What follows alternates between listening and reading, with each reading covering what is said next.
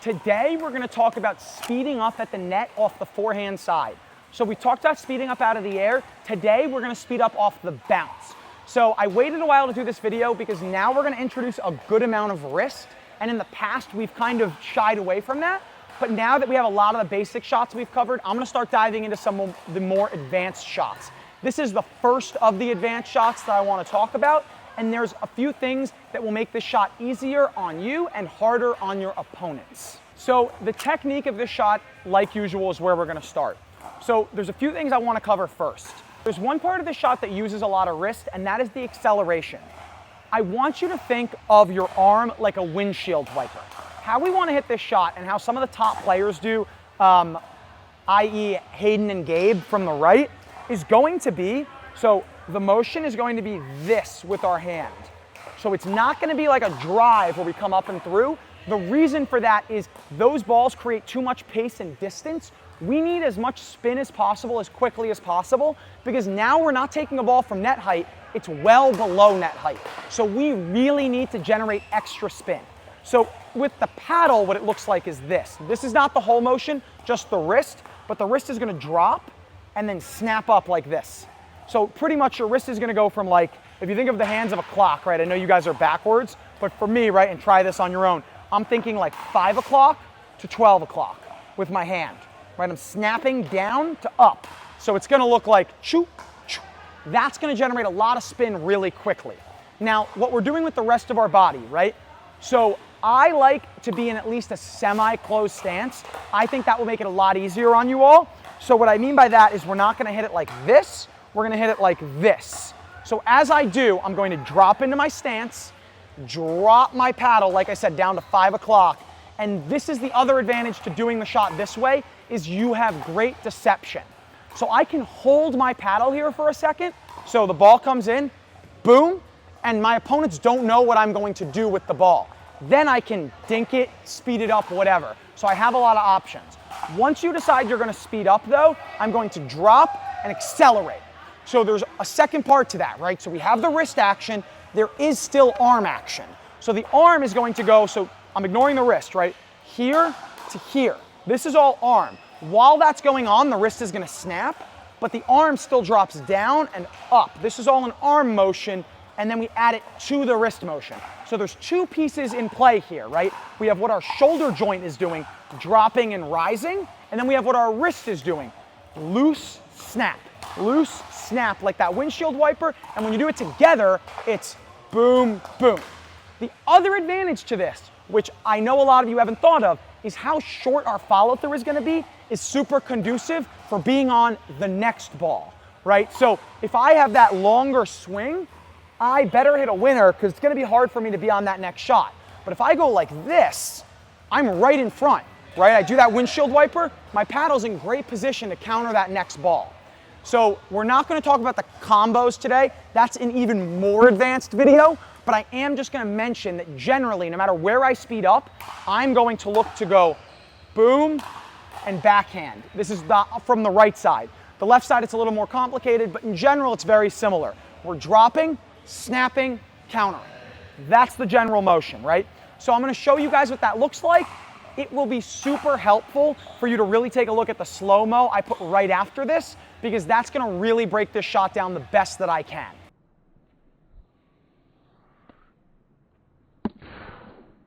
So you saw in that slow-mo how I was dropping and snapping. So now you'll just kind of see how the ball travels over the net. I know that was a very close view. And then after this, we're going to jump into the spots. So right now, Zach's just going to dink with me, and he's going to let the ball go. We're going to get to the spots after, so you'll kind of see the combos and stuff that I was talking about before. But again, you're going to see me drop and snap. This is something Zach has actually been helping me with recently because he's great at it on the right.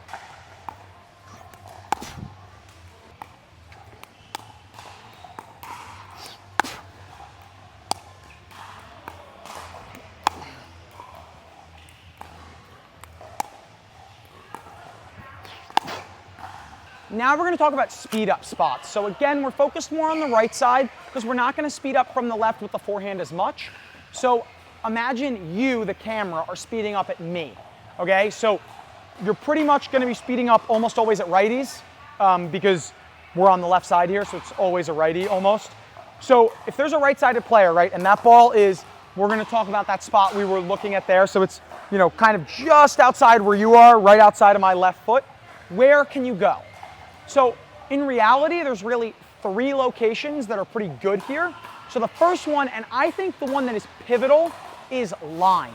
The reason attacking line is so important is if I think that you can't go line, I'll just stand over here. So I'm never stretching, getting out of position. I'm just sitting here and maybe here. That's it, but very small area. If you can pull line, I now have to cover this and cover this and cover this. So the line pull is a place that I try and go early in the game so that my opponents are worried about it the rest of the game. Even if it doesn't work, it's like an investment. The next spot that's really good is going to be getting it kind of center body to right hip, right in this area. This is an area where if they're sitting backhand, which most players do, they are going to kind of get jammed where it's coming across and it's going to go kind of right into your counter. So on that ball, you would want to speed up and just look to slap that next one. As long as you keep it low, they're not going to be able to put it away. And the last one is going to be right out here. So this would be a shot. Now, this is an especially effective shot if you're playing 2 righties. This is because that player has to come all the way over and cover the middle with a backhand. So this area is super dangerous.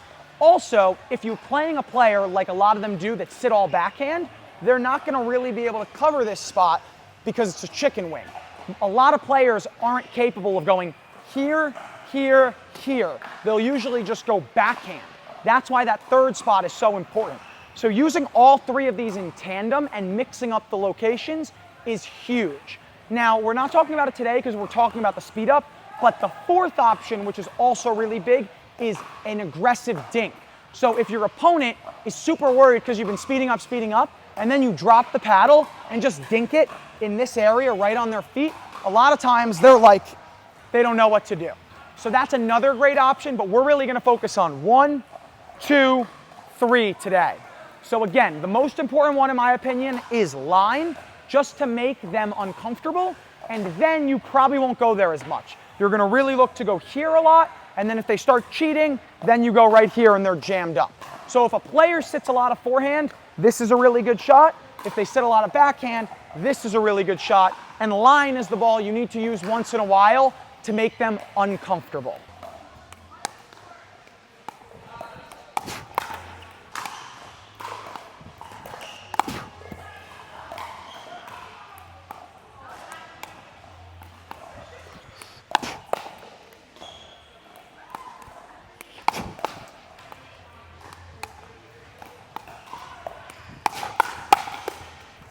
Time for the Richie recap. So we're gonna kind of start reversed here because I know you just saw all those spots. Again, on the spots, it's not that they're gonna work every time. You saw that Zach's on some. Even sometimes I go crossbody and he's able to get it. But remember, in a real match, if I can get somebody guessing and moving it around, now I have even more options because I can go cross court, I can lob, I can dink, right? So being able to hit all of those spots is so key. Also remember, if he redirects to the middle, I would hope that my partner is there to at least reset or possibly counter that ball. If you do this and they're sitting backhand and making the ball, that's not a bad thing.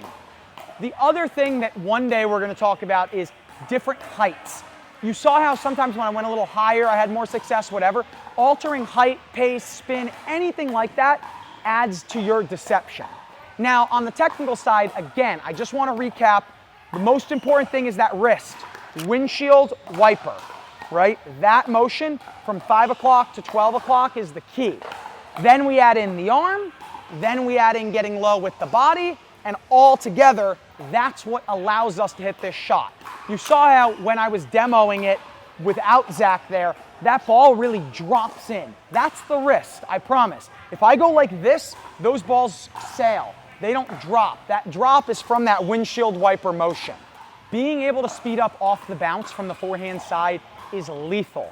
Zach is amazing at it. One day we're gonna have him do a whole master class on showing you guys all the different weapons and tools. He just deserves 4 people to do that. So I'm here to show you guys the basics of the shot.